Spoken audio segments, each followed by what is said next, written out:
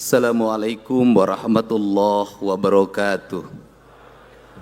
Sampurasun. Paralun anu kasuhun meninggalih nu dipamrih ajirih kapihatur kahiyang rumuhun hiyang murbeng alam. Gusti nu Maha Suci, Pangeran nu Maha Kawasa nu nyiptakeun ieu alam. Alam Sunda papasangan, alam berang, alam peting, alam hideung, alam bodas, alam bihari, alam kiwari jeung alam po isuk. Mugia rundayan ieu lemu rahayu kotana Raharja Jawa Barat istimewa. Yang saya hormati Wakil Gubernur Provinsi Jawa Barat, Bapak Ketua DPRD Provinsi Jawa Barat, para Wakil Ketua hadir lengkap, ada Pak Iswara, memahami 3 bahasa, bahasa Inggris, bahasa Betawi, dan bahasa Sunda. Ada Pak Iwan, memahami 3 bahasa, bahasa Inggris, bahasa Sunda, dan bahasa Indonesia. Ada Pak Ono Surono, memahami 4 bahasa, bahasa Inggris, bahasa Indonesia, bahasa Betawi, termasuk tadi, bahasa Kecerbonan. Ada Kiai kita, Wakil Ketua yang memasi 4 bahasa plus bahasa Arab. Para ketua komisi, para ketua badan anggaran, ketua praksi, semua yang hadir di kesempatan sore hari ini sama-sama ingin melakukan renungan tentang arah dan kebijakan kita di usia yang cukup tua Jawa Barat, tapi masih ada derita pada lingkungan masyarakatnya. Saya hormati para anggota DPR RI yang hadir, ada mantan Ketua Tim Penggerak PKK Provinsi Jawa Barat, Ibu Atalia, ada pemain film yang pura-pura bodoh, Oon, tapi hari ini kelihatan kepandaiannya, Teh Rike Diah Pitaloka. Kenapa bilang Galuh sangat keras? Karena namanya tertulis dalam babad Galuh yang menceritakan tentang perjuangan seorang Citra Resmi untuk mempertahankan kehormatan sebagai wanita Sunda, bukan wanita pesugihan, bukan wanita yang disajikan, tapi yang wanita yang punya martabat. Lebih baik mati berkalang tanah daripada dihinakan oleh seorang pria. Ada di belakang Teh Silika, silahkan ke depan. Masih ada yang kosong. Yang tidak boleh diisi adalah ruangan gubernur saja kursinya. Kemudian juga rasa hormat saya sampaikan pada senior saya, guru saya di bidang pembangunan, gubernur senior yang ke-17, Bapak Bay Mahfudin. Terima kasih, hatur nuhun. Kemudian seluruh para gubernur, mudah-mudahan para mantan gubernur hadir. Saya ucapkan terima kasih, kemarin Pak Aher dan Teh Neti hadir di acara Agustusan Kemerdekaan Republik Indonesia. Yang saya hormati unsur Porkopinda Provinsi Jawa Barat, Ibu Kajati ada kegiatan panen di Bekasi. Pak Kapolda ada kegiatan serah terima jabatan di Mabes Polri. Saya ucapkan terima kasih Pak Wakapolda, Pak Wakajati, kemudian yang mewakili Pangdam 3 Siliwangi. Yang saya hormati sahabat saya, teman saya, sama-sama ingin mewujudkan Jawa Barat istimewa dengan tagline-nya masing-masing, para bupati wali kota seprovinsi Jawa Barat.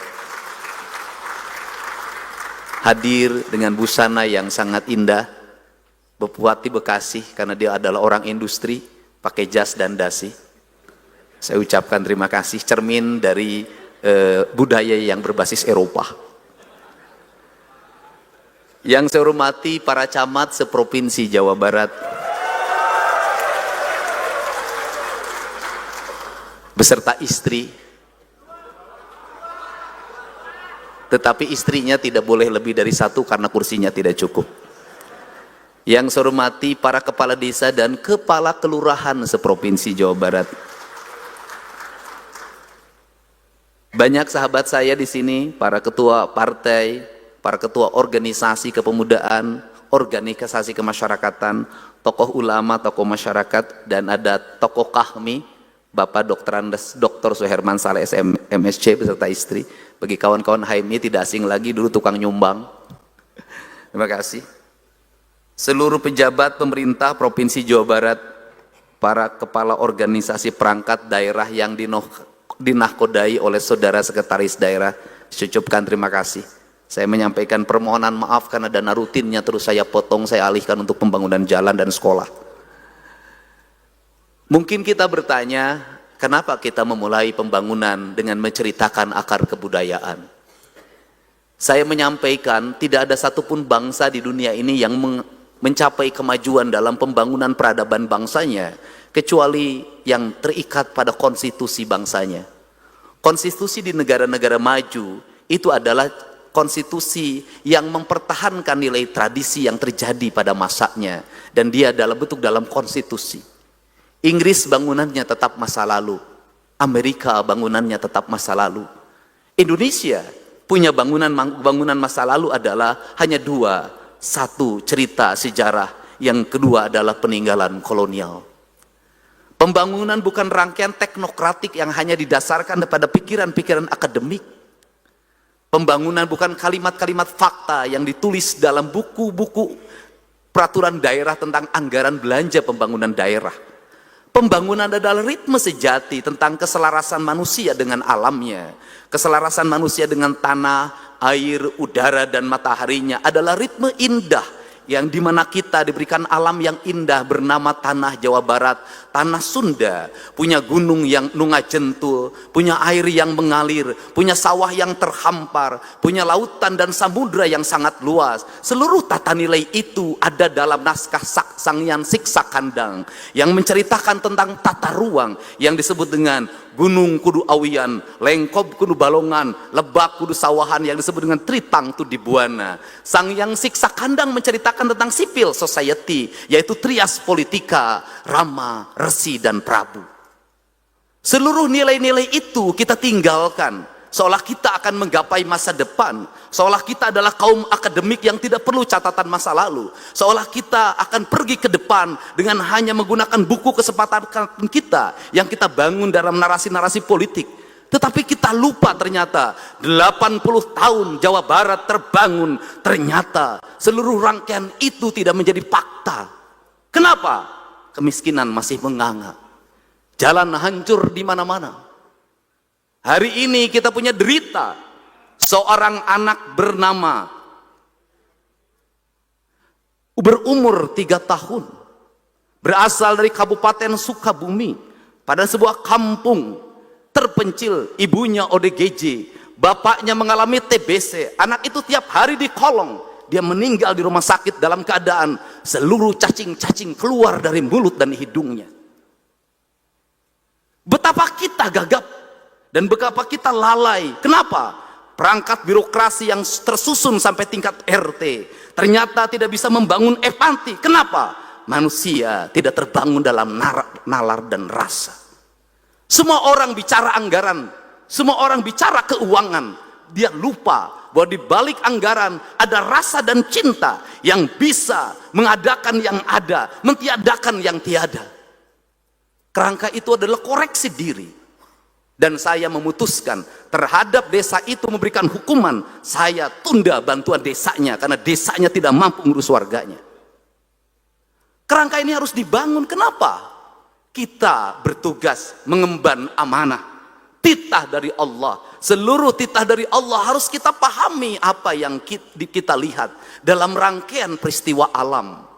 Maka cerita Jawa Barat yang dulu bersama Banten pasti dimulai dari Tarumanegara.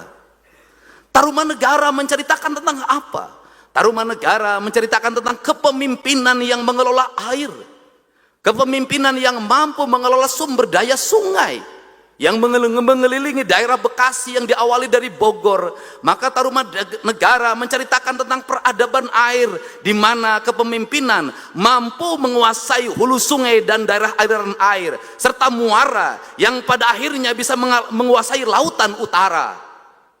Cerita itu bukan cerita mistik, tetapi cerita fakta bahwa bangunlah peradaban Jawa Barat dengan apa? Melakukan normalisasi sungai di kali-kali Bekasi, di kali-kali Bogor, karena itu adalah bentuk peradaban. Dan hari ini tata ruangnya berubah, di mana sungai-sungai berubah peruntukannya, di mana sawah-sawah berubah peruntukannya, pemukiman menghampar di Kabupaten Bekasi, di Kota Bekasi dan Karawang, banjir dalam setiap waktu, kemiskinan tidak terselesaikan, perbedaan kaya yang miskin terus menganga. Kenapa? Salah dalam melakukan tata ruang.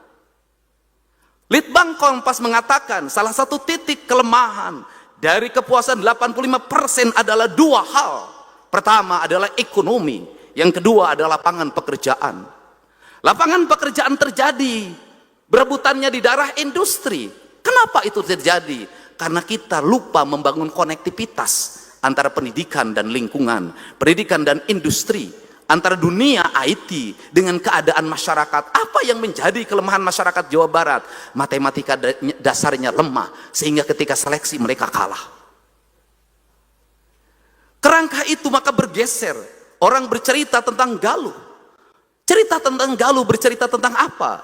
Bercerita tentang bagaimana sebuah Tatar Selatan dibangun dalam kekuatan empati publik, di mana ada heroisme pengorbanan seorang manusia demi kemanusiaan, demi keadilan, yang pada akhirnya Galuh menceritakan tentang apa? Persenyawaan antara utara dan selatan, persenyawaan antara budaya pegunungan dengan budaya pesisir. Dan kemudian ada kesadaran kolektif tentang Pakuan Pajajaran. Kemudian di situ bicara tentang apa? Tentang budaya menulis di atas batu. Budaya menulis di atas batu mencerminkan apa? Sang Hyang Siksa Kandang mengatakan, Rama itu perumpamaannya itu seperti tanah, Resi seperti air, Prabu itu seperti batu. Maka Gurat Rama adalah civil society, keluarga yang harmonis adalah gurat tanah. Kepemilikan hak atas tanah adalah kekuatan sendi yang utama bagi sebuah masyarakat civil society. Gemah ripah, repeh rapi. Tidak mungkin civil society itu menguasai sebuah wilayah dan dia tidak memiliki hak pemukiman. Maka kebijakan berikutnya adalah hak kepemilikan atas tanah, yang melahirkan hak kepemilikan pemukiman yang layak. Itu harus menjadi sendi utama.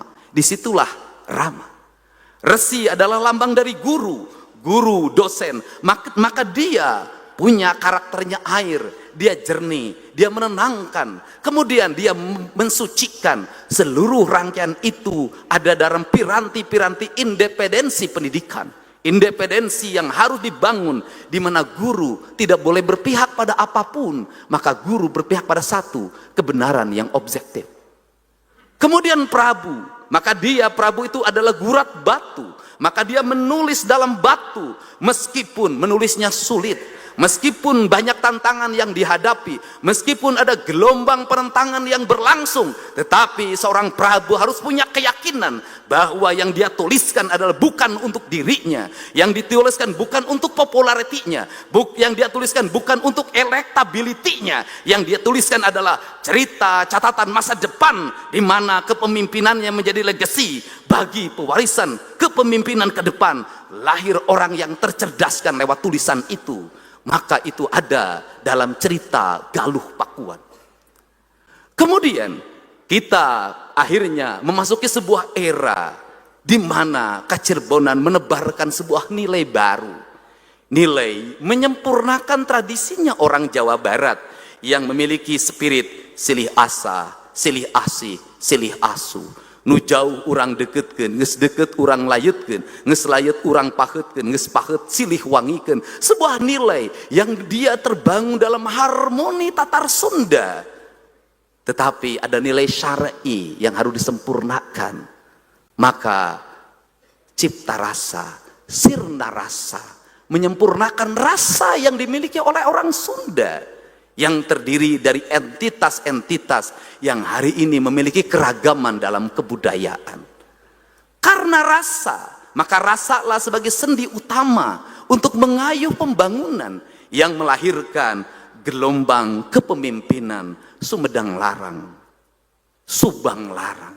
Sebuah nilai yang kita memasuki era POC, kita memasuki era kemerdekaan, maka sintesanya adalah pembangunan tidak bisa didasarkan hanya pada pikiran teknokratik. Dalam bahasa kebudayaan, pembangunan tidak hanya mengandalkan saringseknya iket, tapi pembangunan harus dibangun dalam kekuatan kancing caringcingnya kancing. Apa itu? Pembangunan bukan hanya mengandalkan intelektual cohesion, tetapi pembangunan harus dibangun dalam piranti emosional cohesion dan spiritual cohesion. Seluruh nilai-nilai itu adalah sistem nilai pendidikan yang diajarkan dalam ajaran Pancawaluya. Maka manusia Sunda itu adalah manusia yang cager, bager, bener, pinter, singer. Maka Pancawaluya harus dibangun dalam sebuah gerbang.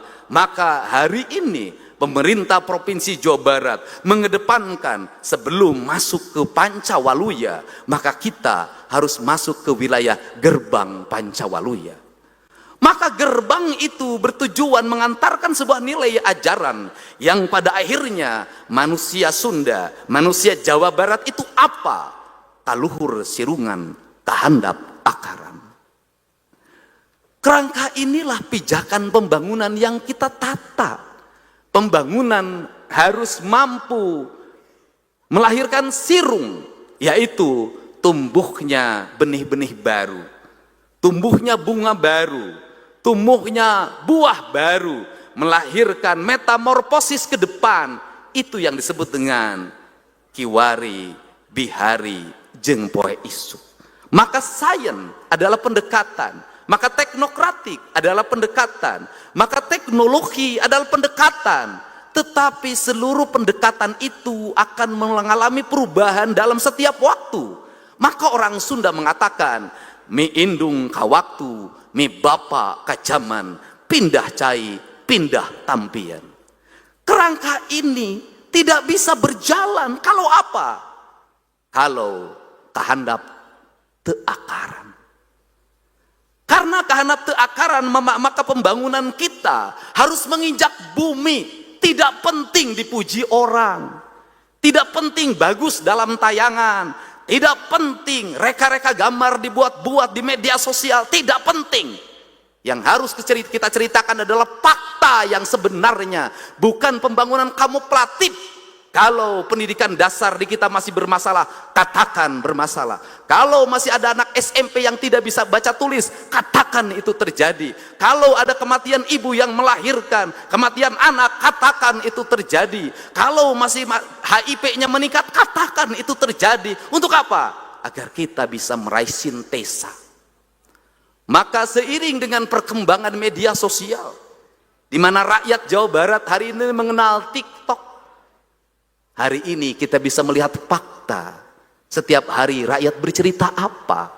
Bercerita tentang air bersih yang sulit didapatkan. Bercerita tentang apa? Gedung-gedung sekolah yang mau roboh tanpa toilet. Bercerita tentang apa? Jalan-jalan pemukiman yang rusak. Jembatan-jembatan yang mau roboh. Anak-anak menyeberang sungai Citarum menggunakan rakit. Anak-anak bergelantungan di kawat-kawat pengikat di Garut dan di Sukabumi hanya untuk sekolah. Itu cerita fakta kita. Dan seluruh fakta itu lahir lewat apa? Kesadaran publik warga untuk menceritakan apa yang terjadi di tanah Jawa Barat ini. Untuk itu, demokrasi yang dibuka, media sosial yang terbuka, harus melahirkan apa? Harus melahirkan pemimpin yang peka. Harus melahirkan apa? Birokrat yang dia sidik sakti, indra waspada. Apa itu? Harus melahirkan birokrat panca sampurna. Celikna ngadangu, irungna ngangse, panona awas, letahna ngucap, hatena ikhlas. Maka konektivitas para birokrat untuk melihat perkembangan yang terjadi di jagat media sosial adalah kepekaan untuk membaca situasi. Para kepala desa harus membuka ruang rumahnya untuk dikunjungi warga dalam setiap waktu. Tidak bisa warga harus datang dari ujung Garut, ujung Sukabumi, ujung Cirebon, terus-terusan ke Lembur Pakuan. Mereka terlalu jauh untuk berjalan. Para camat juga harus membuka diri, membuka ruangnya, terkoneksi dengan para bupatinya yang harus handphonenya menyala, terkoneksi dengan gubernurnya, maka kita bisa berjalan seiring dan sejalan. Sarendek, saigel, sabobot, sapihanean, kacai jadi salewi, kadarat jadi salogak. Kalimat sa itulah kalimat jamak menjadi tunggal. Jamak artinya apa? Kita ada ragam partai politik, kita ada ragam daerah, kita ada ragam kepentingan, ada ragam baju, tetapi seluruh keragaman itu manakala didorong oleh kebeningan hati, maka akan lahir kemanunggalan, yaitu kalimat sa, kalimat yang mempertautkan, kalimat yang mempersatukan, kalimat yang menyatukan, yang tanpa jeda, bahwa di antara kita yang bekerja, baik legislatif, eksekutif, yudikatif, dari mulai gubernur, para ketua DPD, para wakil ketua, para anggota, dan seluruh sampai pada tingkat RT, RW, bupati, wali kota, lurah, camat, kepala desa, kuwu, ada yang menyatukan, yaitu kalimat ilah, la ilaha illallah. Kalimat ilah itu adalah kalimat keikhlasan, bahwa kita bekerja bukan untuk partai, kita bekerja bukan untuk dipilih kembali, kita bekerja untuk apa? Sebuah pengabdian, bahwa kita mengabdi pada tatar Sunda, pada tatar Jawa Barat, untuk menghilangkan kemiskinan, menghilangkan kebodohan, mengangkat derajat orang-orang miskin dan anak-anak yatim yang didengungkan oleh Rasulullah sebagai sendi utama untuk membangun kemakmuran bagi warganya. Inilah kerangka pijak, inilah yang harus dibangun di antara kita. Kita membangun bukan untuk 5 tahun. Kita membangun bukan untuk 10 tahun. Kita membangun bukan untuk kita. Kita membangun untuk masa depan anak cucu kita. Kita dititipi gedung Merdeka ini, hasil karya kolonial. Kita dititipi gedung sate, hasil karya kolonial. Pertanyaannya adalah, apa yang kita titipkan bagi generasi Jawa Barat ke depan? Kalau kita tidak punya nilai-nilai filosofi yang besar dan mendasar. Untuk itu, semoga pembangunan di Jawa Barat, lembur diurus, kota ditata, adalah rangkaian lagu yang tidak pernah berakhir dalam irama angin, irama air, irama matahari, dan kemudian pada akhirnya bisa memaknai simbol-simbol peradaban yang sering kali orang mengatakan kemusyrikan. Simbol peradabannya apa? Orang Cina mengenal yin dan yang, maskulin dan feminin. Sebagai bentuk peradaban dia mensimbolkan filosofi tentang manusia. Orang Sunda itu punya 3 simbolisasi. Yang pertama, kalau Laut Selatan itu mengambil filosofi kebudayaan Jawa, maka dilambangkan dalam simbol putri yang cantik bernama Nyi Ratu. Itu cermin bahwa laut kalau diurus, maka dia akan menjadi putri yang sangat cantik, harus dijaga kehormatannya, tidak boleh diambil terumbu karangnya, tidak boleh lagi ada berbagai aktivitas yang merusak kelautan. Dan saya berterima kasih pada Bu Susi yang selalu mengingatkan saya untuk menjaga Laut Selatan. Kemudian yang kedua, simbol dari gunung dan hutan, maka orang Sunda mengatakan itu adalah Abah, Eyang, Uyut, Siliwangi, Maung, Pajajaran. Dia adalah lambang kehormatan. Gunung tidak boleh ditukar, maka seluruh kehormatannya dijaga dalam simbolnya. Kenapa? Karena kemuliaan, ketentraman, dan kenyamanan rakyat Sunda tergantung bagi gunungnya. Kalau gunung dijaga kehormatannya, maka kita terbebas dari kemiskinan dan terbebas dari bencana. Yang ketiga adalah simbol dari tanah.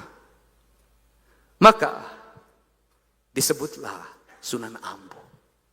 lambang dari seorang ibu yang harus dihargai dan dihormati.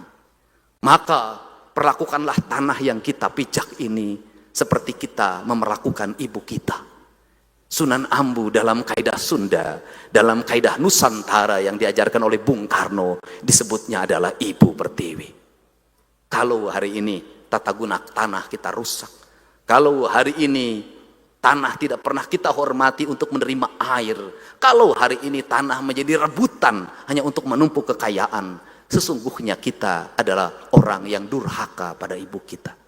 Untuk itu, saya meyakini perjalanan 6 bulan saya memimpin dengan Kang Erwan adalah perjalanan yang baru meletakkan kerangka dasar. Apa yang kami raih dalam 6 bulan bukan hasil kami, tapi hasil seluruh masyarakat Jawa Barat. Hasil pimpinan dan anggota DPRD dari mulai provinsi sampai kabupaten kota.